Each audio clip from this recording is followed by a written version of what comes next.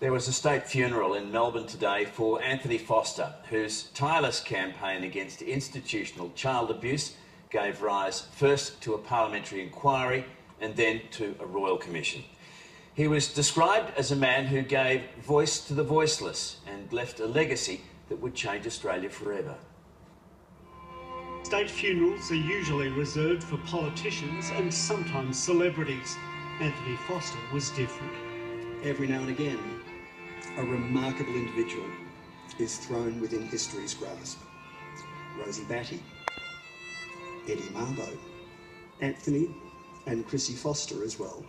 And they help transform victims into survivors, silence into justice. Two of Anthony Foster's daughters were raped by a Catholic priest in the 1980s. Emma took her own life. Katie turned to alcohol and suffered irreparable brain damage when she was struck by a car. Hey Dad, thanks for always making me feel special.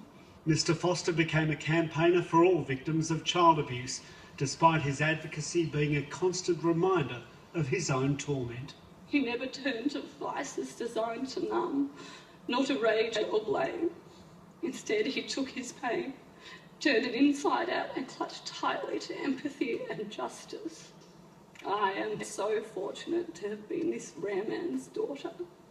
He and wife Chrissie Foster inspired the Victorian Parliamentary Inquiry into sex abuse, which led to the Royal Commission.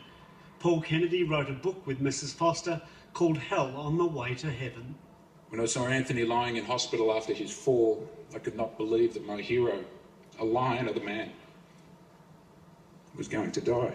He called for governments to implement all of the recommendations that will soon come from the Royal Commission. This must include a commitment by the Australian community that these terrible crimes should never happen again. Anthony Foster tirelessly campaigned for others, and his state funeral launched a campaign for him to be posthumously named Australian of the Year.